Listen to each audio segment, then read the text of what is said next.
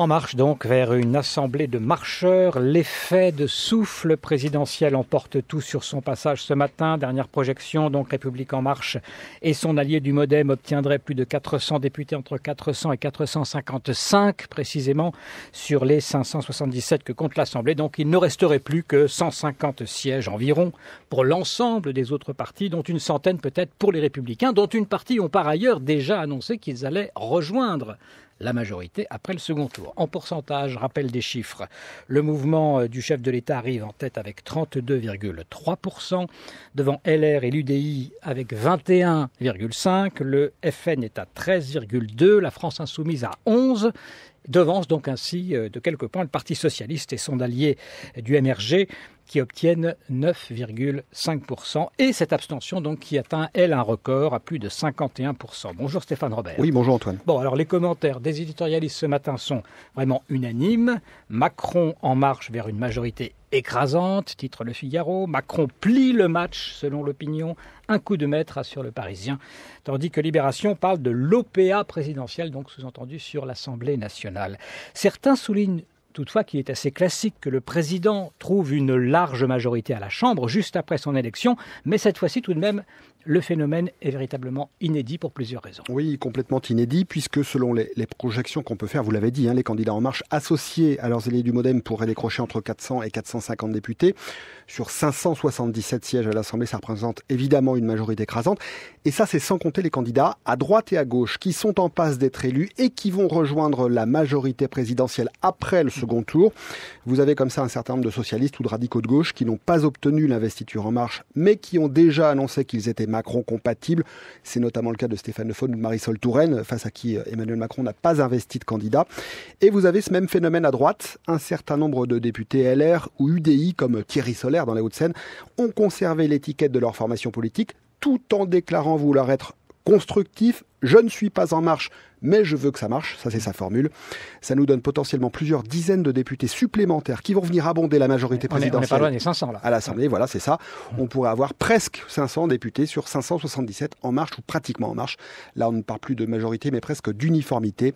En fait, il va se passer avec les élus ce qui s'est passé avec les différents électorats, à savoir qu'une partie des électeurs de gauche et de droite, soit pour une petite part ont voté Macron pour lui donner les moyens de gouverner, soit plus généralement se sont abstenus dans une forme d'acceptation de ce qui est en train de se passer. C'est essentiellement là que se situe le ressort de cette déferlante pour En Marche, dans le différentiel de mobilisation des différents électorats, qui équivaut, je le disais à l'instant, dans une sorte de subjugation ou de sidération, non pas à une adhésion, mais à une acceptation tacite du renouvellement en profondeur du paysage politique que constitue le phénomène Macron. Acceptation tacite du renouvellement. Et pour bien observer cet effet de souffle de la République En Marche sur le terrain, vous avez sélectionné, Stéphane Robert, quelques circonscriptions où le phénomène est vraiment bien identifiable dans une situation presque chimiquement pure. Oui, et là, il faut faire une distinction entre la gauche et la droite. À gauche, au PS notamment, vous avez un phénomène d'élimination directe de tout un tas de députés sortants dès le premier tour, avec un exemple emblématique à Rezé, près de Nantes, dans la 4e circonscription de Loire-Atlantique. Dominique Rimbourg, c'est le fils de Bourvil, député sortant PS, élu au premier tour en 2012 à 55%. Extrêmement compétent, président de la commission des lois à l'Assemblée, reconnu pour son implication à droite comme à gauche, il se retrouve cette fois éliminé dès le premier tour à 15%, avec face à lui arrivé largement en tête à près de 40%, une totale inconnue investie par En Marche, Aude Amadou, 37 ans, ancienne joueuse professionnelle de handball. On a là typiquement un exemple du siphonnage des voix socialistes par les candidats d'Emmanuel Macron, phénomène qu'on retrouve dans un très grand nombre de circonscriptions. Parallèlement à droite, vous avez bien souvent des candidats qui ont réussi à se qualifier pour le second tour, mais ils se retrouvent soit en ballottage défavorable, où ils peuvent espérer l'emporter, mais ça n'est pas gagné. Exemple, dans la première circonscription de la Manche, avec Philippe Gosselin, député Les Républicains sortant, il est arrivé en deuxième position à 31%, face à une candidate En Marche à 35%. Soit dans d'autres cas de figure, il se retrouve en très grande difficulté, comme par exemple le député sortant LR Lionel Tardy en Haute-Savoie. Il est à 25% face à un candidat En Marche à 40%. Là, pour lui, ce sera vraiment très compliqué. Et ce phénomène, vous le retrouvez dans la plupart des circonscriptions du département des Hauts-de-Seine, pourtant considéré comme un bastion de droite. Ce qui fait que si on a eu hier, au soir du premier tour, un immense coup de balai à gauche, on aura vraisemblablement dimanche prochain, même si c'est dans une moindre mesure, le même coup de balai à droite. Merci beaucoup Stéphane Robert pour cette explication et ces focus qui nous permettent de comprendre ce qui s'est passé hier, la vague Macron qui doit être toutefois tempérée par l'abstention. Abstention record pour le socialiste Luc Carvounas. Il n'y a aucune appétence pour le nouveau pouvoir puisque moins d'électeurs sur 2 s'est déplacé aux urnes. Brice Hortefeux pour les Républicains fait lui valoir de son côté qu'En Marche ne rassemble finalement qu'un électeur sur 7. Cette abstention record est un échec, reconnaît le porte-parole du gouvernement Christophe Castaner. Et le gouvernement, assure-t-il, s'attachera à apporter des réponses au quotidien. On ne sait pas comment le gouvernement va effectivement apporter des réponses au quotidien à cette abstention. Jérôme Sainte-Marie, bonjour. Bonjour. Politologue. Alors sur l'abstention d'abord, comment vous l'expliquez ? Jean-Pierre Raffarin a dit qu'il y avait ce matin une présomption de confiance, on va le réentendre tout à l'heure, et les Français, même ceux qui n'adhèrent pas à En Marche, s'abstiendraient finalement de bloquer ce mouvement qui est en cours, ou bien alors est-ce qu'on faut parler de désintérêt plus profond selon vous ?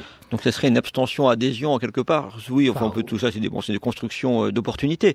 Non, mais Stéphane Robert l'a dit tout à l'heure, il y a un différentiel d'abstention très fort selon les électorats et surtout l'abstention n'est pas quelque chose qui est neutre d'un point de vue sociologique. Là, les études convergent depuis toujours, mais ça ne fait que se renforcer. Plus vous êtes jeune, moins vous êtes installé dans la vie, moins vous êtes riche, moins vous êtes propriétaire et plus vous allez vous abstenir. Et donc là, véritablement, ça, au point qu'il y avait un sociologue qui parlait de suffrage, le sens caché, vous savez, le suffrage censitaire. Au fond, les gens s'imposent à eux-mêmes, s'excluent d'eux-mêmes, en quelque sorte, du jeu démocratique pour les catégories populaires. Mais pourtant, c'était pas le cas pour les présidentielles, complètement. Alors ça non, justement, oui. Ça, pour la présidentielle, comme on a un pays assez politique, là, pour la présidentielle, il y a toujours une participation à peu près égale, qui est maintenant fixée à un peu juste en dessous de 80%. Mais depuis l'instauration du quinquennat par Lionel Jospin, eh bien, effectivement, il y a un décrochage de plus en plus important pour la législative. Là, on est à plus de 8 points d'abstention en plus par rapport à l'élection de 2012, qui était déjà, au premier tour, un record d'abstention. Donc là, maintenant, il y a une forme de renoncement. Alors, est-ce qu'on peut parler de consentement comme Monsieur Raffarin, d'une certaine manière ? Oui, enfin, en tout cas, on ne peut pas dire que cette abstention rend illégitime l'élection.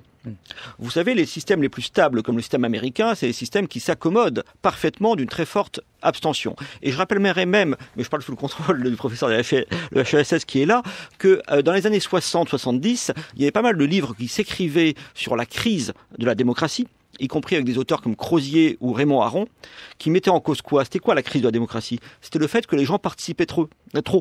Ils votaient trop, ils manifestaient trop, ils contestaient trop. C'était les contradictions du capitalisme, comme on disait à l'époque. Et à l'époque, les esprits libéraux s'inquiétaient de cette trop forte participation populaire. Aujourd'hui, ils peuvent être pleinement rassurés. Jérôme Sainte-Marie, merci. On vous restez avec nous pour la suite de cette édition. On va analyser en profondeur les résultats du vote d'hier, parti par parti. Mais d'abord, un écho des réactions qui montrent que les temps sont effectivement bien troublés.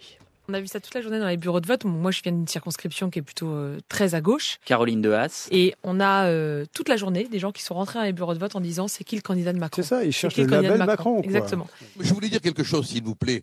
Je voulais dire que je me battrai jusqu'au bout Gilbert Collard. contre cette république que veut mettre en place M. Macron. Elle se traduit par un fait que personne ne signale dans sa signification sociologique et historique. C'est l'abstention.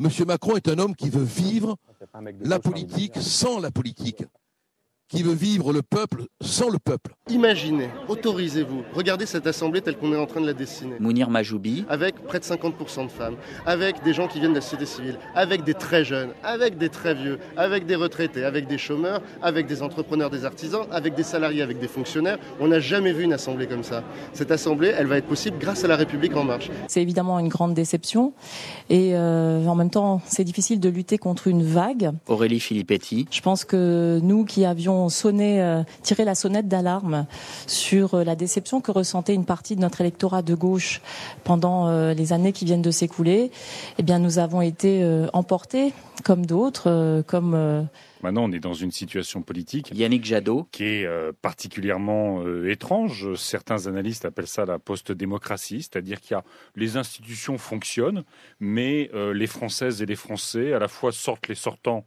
parce qu'ils en ont marre, mais n'adhèrent pas véritablement véritablement aux entrants, puisqu'il y a une très forte abstention. Aujourd'hui, on n'est pas dans un match de foot qui a gagné, qui a perdu, on est face à la France. Jean-Pierre Raffarin. Moi, je suis pour la réussite du pays. Donc, je pense qu'il faut une présomption de confiance, et puis quand on se donne 18 mois, et au bout de 18 mois, on verra où on va. Pour le moment, nous sommes dans une situation vraiment qui est une situation de bing-bang. Donc, il faut éviter que tout ça, ce soit la paralysie de la France. Il y a des femmes et des hommes qui ont été battus hier soir et qui ont fait un travail formidable à l'Assemblée.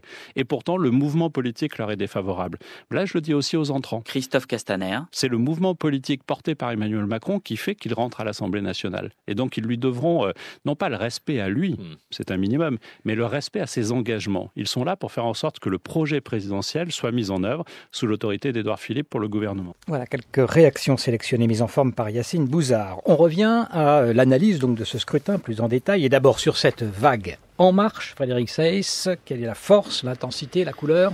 Alors la carte électorale se traduit par son uniformité. Elle est massivement orange ou mauve selon la couleur qu'on attribue à la République En Marche. C'est bien simple, le mouvement d'Emmanuel Macron, allié au MoDem, arrive en tête dans 451 circonscriptions, soit près de 8 sur 10 à l'échelle nationale. Et ce qui est intéressant, c'est que le mouvement En Marche s'implante autant sur les terres ancrées à droite que sur les terres de gauche. 2 exemples, En Marche et le MoDem sont devant la droite en Vendée, dans toutes les circonscriptions, c'est le grand chelem.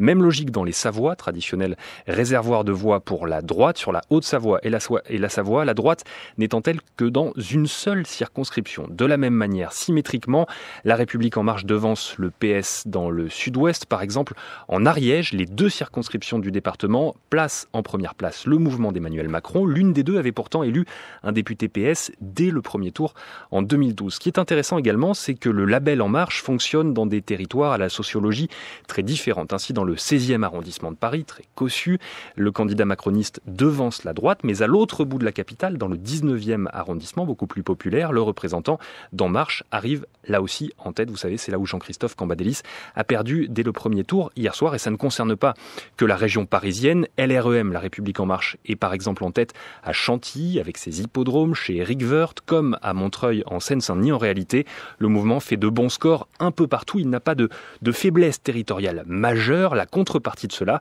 c'est aussi qu'il n'a pas vraiment de bastion, pas d'endroit où les scores sont incroyablement élevés. Il faut d'ailleurs rappeler qu'En Marche ne totalise que 2 candidats élus dès le premier tour hier soir, ce qui finalement ne fait pas beaucoup pour un raz-de-marée. Merci beaucoup Frédéric Seyss. France Culture, il est 12h45. On continue à tirer ensemble les grands enseignements de ce premier tour. Cette vague En Marche provoque le fort recul des autres partis, à commencer par le Parti Socialiste qui fait naufrage. Antoine, merci. Le Parti Socialiste à terre, décapité, éclaté, expression, adjectif utilisé par l'ancien ministre Thierry Mandon ce matin, qui affirme qu'il faut donner maintenant les clés à une nouvelle génération. Bonjour Antoine Marette. Bonjour. Question simple, que reste-t-il ce matin du Parti Socialiste ? Eh bien, pas grand-chose, des miettes. Au niveau national, comme prévu, le PS réalise le pire score de son histoire pour des législatives, 9,5% des voix avec le Parti radical de gauche. Il peut espérer entre 15 à 40 sièges, soit encore moins que la débâcle historique de 93 et à peine de quoi constituer un groupe parlementaire. Le PS qui avait la majorité absolue avec les députés apparentés et qui se retrouve en 5e position. Derrière ces chiffres, il y a des personnalités socialistes qui sont laminées, éliminées dès le premier tour. Le premier secrétaire du PS, Jean-Christophe Cambadélis, le candidat à la présidentielle Benoît Hamon, les anciens ministres Matthias Fekl et Pascal Boitard. Les statuts passés ou présents au sein du parti ou au sein d'un gouvernement n'ont pas protégé les candidats. Ceux qui s'en sortent le mieux, ce sont les protégés du camp Macron. Preuve supplémentaire de l'efficacité du rouleau compresseur En Marche. Ainsi, Stéphane Le Foll, Marisol Touraine et Manuel Valls sont en ballottage favorable. Merci Antoine Marette. Il faut dire un mot peut-être aussi de la France Insoumise, avec un recul aussi par rapport à la présidentielle, mais toutefois un peu moindre. En tout cas, le parti de Jean-Luc Mélenchon a la satisfaction de pouvoir être placé ce matin un peu devant le Parti Socialiste. Oui, c'est le paradoxe des Insoumis. Ils font beaucoup moins que Jean-Luc Mélenchon à la présidentielle, 11% contre près de 20%, et pourtant ils peuvent avoir quelques motifs de satisfaction. D'abord, Jean-Luc Mélenchon est arrivé en tête à Marseille. Il est en situation situation de ballottage favorable face à la marcheuse Corinne Versidi. Le parachutage du leader insoumis a fonctionné dans la cité phocéenne. Ensuite, avec 69 candidats présents au second tour, le parti pourrait obtenir un groupe parlementaire. La progression est fulgurante par rapport à la Chambre sortante. Un seul député du parti de gauche avait été élu en 2012. Et puis Jean-Luc Mélenchon est en passe de gagner l'un de ses paris, devenir le principal opposant de gauche au pouvoir macroniste au détriment du Parti socialiste, mais aussi du Parti communiste. Merci Antoine Narret. On salue l'invité de la dernière partie de la Grande Table, donc l'historien André Burguière. Bonjour. Auteur d'un livre au titre très actuel, très dans l'actualité. La gauche va-t-elle disparaître? Est-ce qu'il ne faut pas enlever ce matin le point d'interrogation? Non, je ne pense pas. Moi-même, j'avais voulu donner un tour un peu dramatique au livre qui ne développe pas exactement cette idée. Je pense que les catégories de droite et de gauche, je ne dis pas qu'elles sont éternelles, mais elles correspondent à quelque chose de profond et auquel les gens finissent toujours plus ou moins par se référer. Ça, c'est pas l'ancien monde alors? Non, c'est pas l'ancien monde.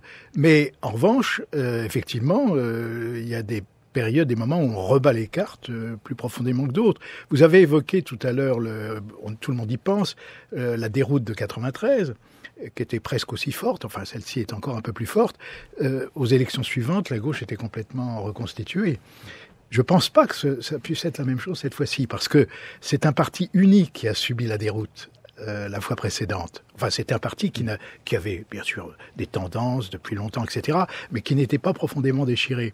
Cette fois-ci, c'est un parti déchiré et qui a ajouté à la déchirure, je dirais, la trahison. Je pense que une des choses qui ne sont pas restées du tout inaperçues par l'opinion, c'est le fait que Hamon n'a pas été soutenu, a été même poignardé dans le dos, si l'on peut dire.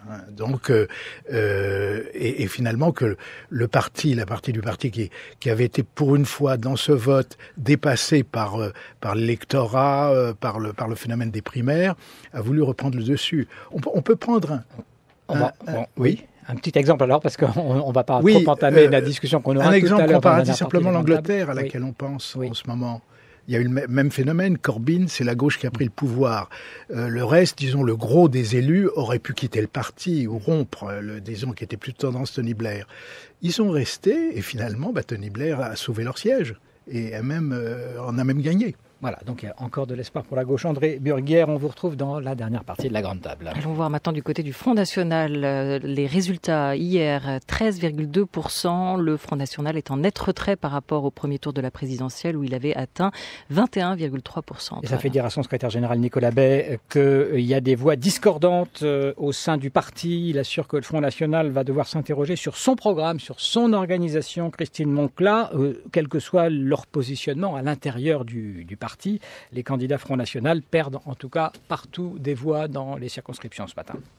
Oui, c'est un reflux général, toutes tendances confondues, de Florian Philippot en Moselle et sa ligne hostile à l'euro à Gilbert Collard, député sortant du Gard sur une ligne lui plus libérale. Eh bien, tous sont mis en difficulté et la plupart du temps par la République en marche, voire éliminés dès le premier tour. Il y a donc indéniablement un élément cassé dans la dynamique frontiste. Alors un chiffre peut-être, entre le premier tour de la présidentielle et celui des législatives, le Front National a perdu ou égaré 4 millions d'électeurs. Beaucoup ont, semble-t-il, préféré s'abstenir, notamment parmi les jeunes et les classes populaires, électeurs du Front National, visiblement déçus par leur propre parti. Cela s'observe y compris sur les terres les plus favorables, comme ici dans le Pas-de-Calais, où à part Marine Le Pen, les autres candidats qualifiés pour le second tour n'ont pas d'avance spectaculaire. Alors vous le disiez Antoine, les règlements de compte internes ont commencé. Nicolas Bay, vous venez de le dire, mais aussi Florian Philippot qui admet de son côté une déception électorale. Et déception, c'est à contrario le mot banni dans la bouche de Marine Le Pen. Elle concède tout juste une pause dans la progression du Front National. On n'a rien à se reprocher sur la campagne des législatives, assure encore Marine Le Pen. En revanche, sur celle de la présidentielle, l'ex-candidate ne pourra pas échapper au bilan. Elle entame donc pour sa part cette campagne d'entre-deux tours ici à Hénin-Beaumont avec 30 points d'avance, mais malgré tout affaiblie par l'échec de son parti. Et d'ailleurs, ce matin, sa rivale de La République En Marche, Anne Roquet, une inconnue en politique, politique s'est dite pas du tout impressionnée par son duel face à la présidente du Front National. Merci beaucoup Christine Moncla, donc en direct d'Hénin-Beaumont avec Thomas Robin. Et on termine donc cette édition, la partie en tout cas, avant de retrouver notre invité, la partie information proprement dite, avec un focus, Ludovic Piotenu, sur le second tour. Pour bien mesurer l'ampleur de ce tsunami qui est déjà en cours, qu'est-ce qu'il faudra regarder de près dimanche prochain ?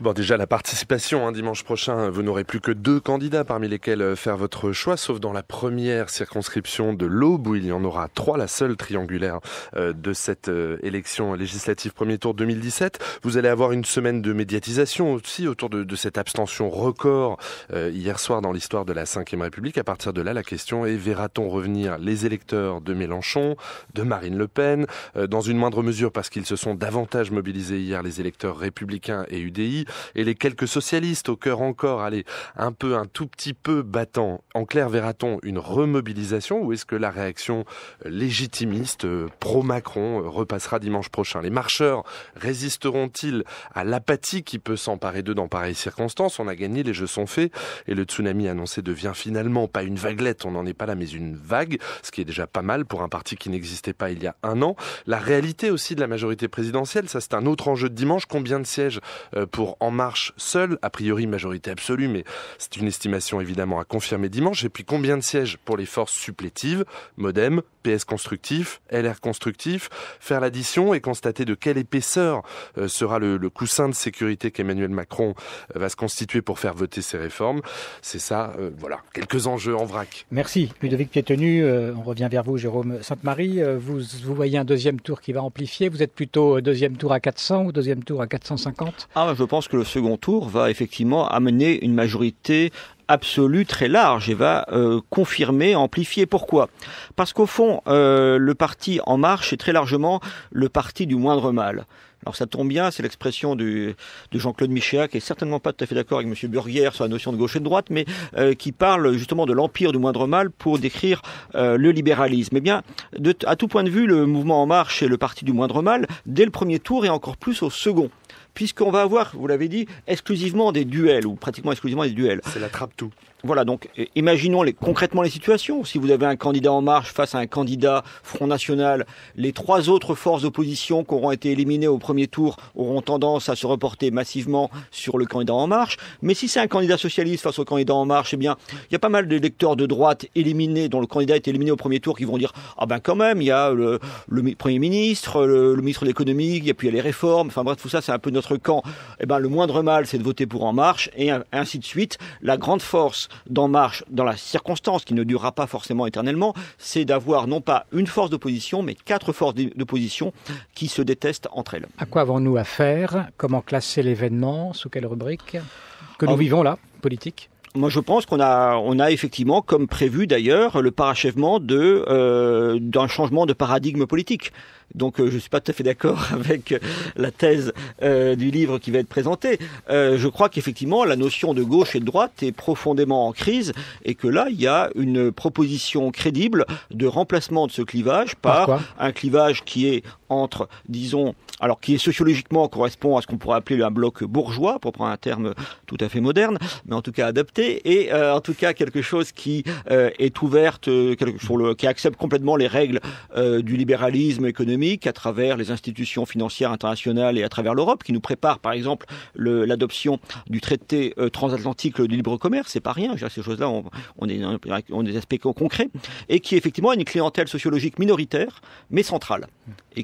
Et inversement, de l'autre côté, il y a effectivement quelque chose qui va du côté du souverainisme, mais qui visiblement a beaucoup de mal à se constituer et qui est profondément divisé. Frédéric Seyss nous disait quand même dans son papier tout à l'heure que ça touchait tous les départements, toutes les circonscriptions. Ce phénomène Macron, on ne pouvait pas lui donner vraiment une qualification de vote bourgeois ou vote de droite ou vote... c'est un vote bourgeois, un vote bourgeois au sens sociologique du terme. Alors là, toutes les études convergent. C'était valable pour la présidentielle, me semble-t-il, clairement. Mais là, mais là encore plus, si vous regardez en tout cas les enquêtes préélectorales étaient très nettes, et vous avez en plus un resserrement du corps électoral, puisque évidemment, quand vous avez c'est une abstention aussi nette, il y a des catégories qui étaient déjà au cœur du dispositif macronien pour la présidentielle sont relativement encore plus présentes. Alors après, ça donne une très grande homogénéité effectivement sur le territoire, ce qui est une immense force, alors que les forces alternatives, elles, sont plus ou moins présentes. Mais non, mais là, il faut l'analyse géographique, ça a ses charmes, mais il faut quand même regarder effectivement la composition sociologique